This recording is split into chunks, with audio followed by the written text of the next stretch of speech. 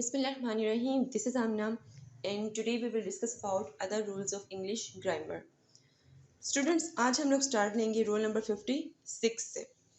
Roll number 56 में दो ऐसे वर्ड्स हैं जिनको कैसे यूज़ करना है वो हम देखेंगे। एक तो है देन, ठीक है, और एक है देन, दैट, ऑफ, ठीक है। एक वर्ड सिंपल देन है और दूसरा क्या है देन, इसके बाद दैट लगा हुआ है और उसके बाद क्या लगा हुआ है ऑफ, ठीक है। Then that of. अब देन दैट ऑफ को जरा आप अंडरस्टैंड कर लें। देखें जी, अब ये जो देन दैट ऑफ है ना, इसमें ये जो दैट है ना, ये किस तरह एक्ट करेगा, एज अ प्रोनाउन एक्ट करेगा, ठीक है। कोई भी सेंटेंस है उसमें नाउन की बार बार जो कोई भी सेंटेंस है उसमें जो रेपिटेशन है नाउन की, उसको अवॉइड करने के लिए हम लोग देन दैट ऑफ का यूज़ करते हैं, ठीक है। मतलब कि अगर ये दैट प्रोनाउन है, इट्स मीन ये नाउन की जगह पर यूज़ होगा, ठीक है। फॉर एग्जाम्पल, सबसे पहले एग्जाम्पल है Ali is better than Hamza, ठीक है। Ali is better than Hamza.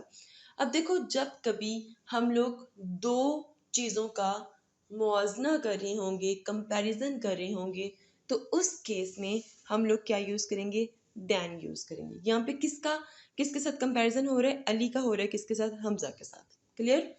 अच्छा, अब सेकेंड एग्जाम्पल है the climate of Lahore is colder than Islamabad, ठीक है। अच्छा, यहाँ पे क्या है कि जो लाहौर का क्लाइमेट है वो इस्लामाबाद की निस्बत ठंडा है। वैसे तो ऐसा नहीं है, लेकिन एग्जाम्पल है सिर्फ की। अब अगर आप लोग देखो, क्या मैं लाहौर और इस्लामाबाद का कंपैरिजन कर रही हूँ? नो। मैं किसी से कंपैरिजन कर रही हूँ?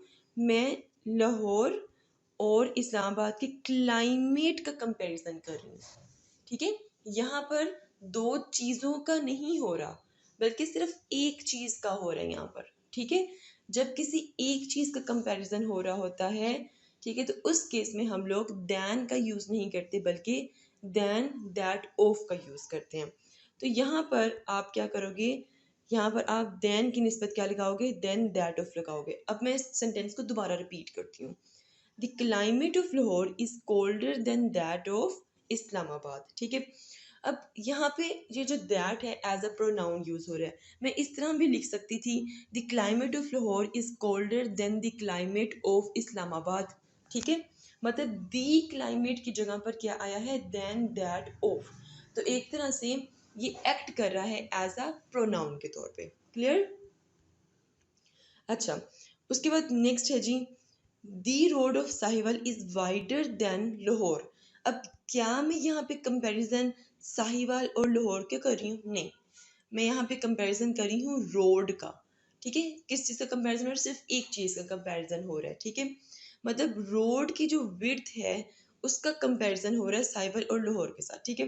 तो इस केस में अगेन मैं यहाँ पर देन का यूज़ नहीं करूँगी, ठीक है, बल्कि यहाँ पे देन दैट ऑफ का यहाँ पर यूज़ करूँगी, ठीक है।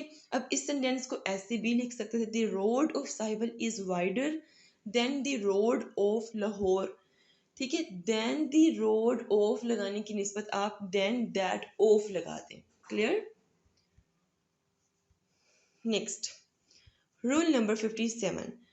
स्टूडेंट्स, मैंने बहुत कोशिश की है हर वो वर्ब की फॉर्म जो कि बच्चों को कंफ्यूज कर सकती है, मैंने आप लोगों के सामने रूल्स में लिखी हैं। अब ये दो वर्ड्स ऐसे हैं, ये दो फॉर्म्स ऑफ वर्ब ऐसी हैं जो कि बच्चों को कंफ्यूज करती हैं। फॉर एग्जांपल, बियर, बियर अगर देखें तो देखने में सेम लगते हैं, इनकी सेकंड फॉर्म भी सेम है, बोर, बोर, लेकिन थर्ड फॉर्म दोनों की डिफरेंट है। बोर्न, बोर्न, अगर हम देखें इसकी जो थर्ड फॉर्म है उसके एंड पे क्या आ रहा है, एन ई आ रहा है, और इसके एंड पे क्या आ रहा है, आर एन आ रहा है, ठीक है। अब इनके मीनिंग्स की तरफ चलते हैं। ये जो बियर है इसका मीनिंग होता है टू प्रोड्यूस, पैदा करना, या टू कैरी करना, या फिर टू टॉलरेट, बर्दाश्त करना। क्लियर। अब ये जो बियर है इसका मतलब है to come in to the world, दुनिया में आना, ठीक है, जैसे कोई बच्चा दुनिया में आता है, ठीक है, बिल्कुल वैसे। ओके, अब इनकी कुछ एग्जांपल्स हम लोग देखते हैं। याद रखना है कि ये जो BORNE वाला बोर्न है ना, इसके मैंने 3 मीनिंग्स आप लोगों को बताए हैं। और जो सिंपल BORN बोर्न होता है उसका मतलब होता है कि इस दुनिया में आना, ठीक है। ओके, अब ज़रा इसके कुछ एग्जांपल्स हम लोग देख लेते हैं। Example number 1, Hamza was born, ठीक है, या फिर बोर्न इन 1997। अब यहाँ हमजा जौन सा है वो दुनिया में आया है, ठीक है, वो पैदा होगा। तो इस केस में आपने BORN वाला बोर्न लगाना, BORNE वाला नहीं लगाना।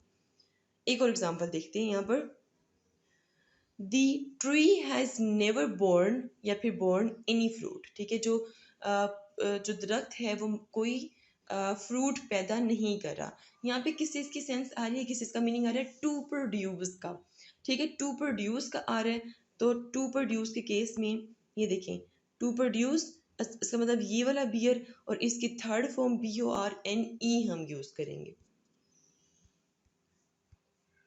तो ये देखें जी, यहाँ पे BORNE ठीक होगा और बोर्न नहीं ठीक होगा।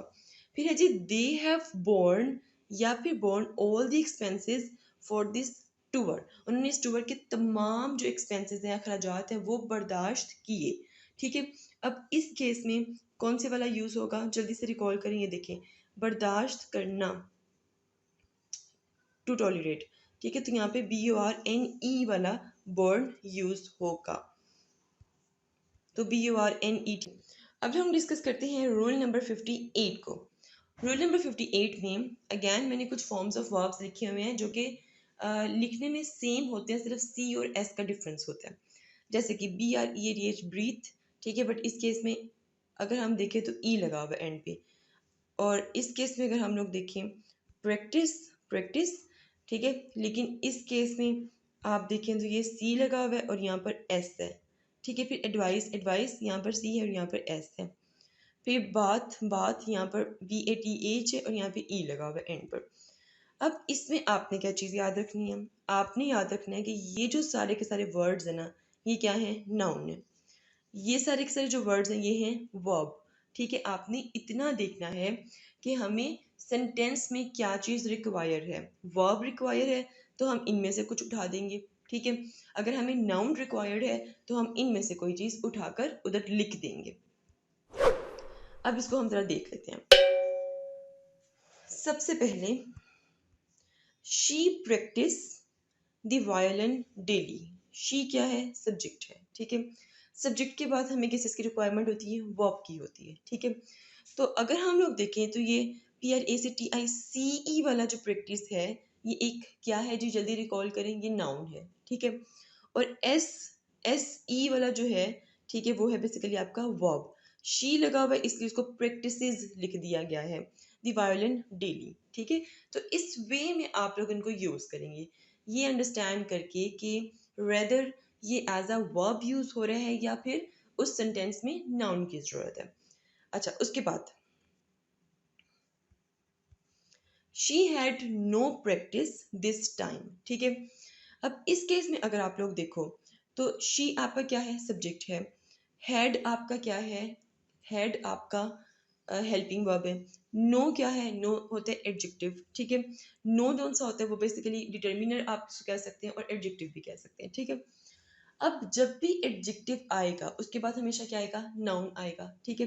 तो यहाँ पे हम जो प्रैक्टिस वो नाउन वाला यूज़ करेंगे, एस वाला यूज़ नहीं करेंगे, ठीक है। तो ये वाला प्रैक्टिस नहीं आएगा बल्कि ये वाला प्रैक्टिस यहाँ पर आ जाएगा। क्लियर। अच्छा, अब कुछ सेंटेंसेस ऐसे होते हैं जहाँ पर आपको अपने पिछले याद किए हुए सारे रूल्स जहन में रखते हुए कोई भी सेंटेंस लिखना होता है। जब आपने 50 रूल्स मेरे साथ कर लिए और जब इंशाल्लाह आगे मज़ीद 100 रूल्स मेरे साथ करेंगे तो फिर आपकी ज़िम्मेदारी है कि जब भी कोई एक अल्फाज या एक सेंटेंस भी आप लिखेंगे तो उस केस में आपने क्या करना है कि आपने जितने भी रूल्स आपने पढ़े हैं उनको जहन में रखना है, ठीक है। उससे क्या होगा कि आहिस्ता आहिस्ता आहिस्ता आहिस्ता आपकी इतनी प्रैक्टिस हो जाएगी कि फिर रूल्स आपको इस तरह फर आएंगे कि आप बस लिखते जाएंगे इंशाल्लाह। She was advised to bath daily, ठीक है। अब इसमें कौन से वाला बात आएगा, अगर आप लोग देखो ये जो शी है ये सब्जेक्ट है, वॉज आपका हेल्पिंग वर्ब है, एडवाइज्ड आपका वर्ब है, ठीक है। Subject, helping verb, verb complete हो गया। फिर लगा हुआ है टू, ठीक है। अब टू के बाद आया हुआ है BATH बात या BATH बात। अब मैंने आप लोगों को एक रूल ऐसा पढ़ाया था जिससे मैंने आपको कहा था कि जब टू आएगी ना उसके बाद हमेशा क्या आएगी, वर्ब की फर्स्ट फॉर्म आएगी, मतलब कि इन्फिनिटिव इसे कहते हैं। टू के साथ वर्ब की फर्स्ट फॉर्म को क्या कहते हैं? इन्फिनिटिव कहते हैं। तो अब यहाँ पे वर्ब की फर्स्ट फॉर्म कौन सी है? वो है जी BATH, बाथ। ठीक है, तो ये क्या है जी? वर्ब की फर्स्ट फॉर्म आ गई। ये क्या हुआ? इस सेंटेंस में आपने जहन में रखा हुआ था इन्फिनिटिव, ठीक है, तो इसलिए आपको याद रहा कि यहाँ पे आपने कौन से वाला लगाना है, तो यहाँ पे वर्ब लगाना है आपने। ओके, फिर उसके बाद है जी आई टुक अ बाथ दिस मॉर्निंग।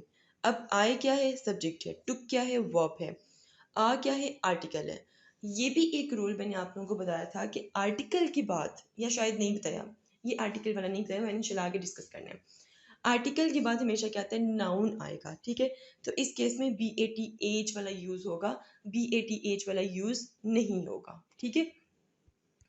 तो ये आप लोगों का रूल नंबर 58 क्लियर हो गया।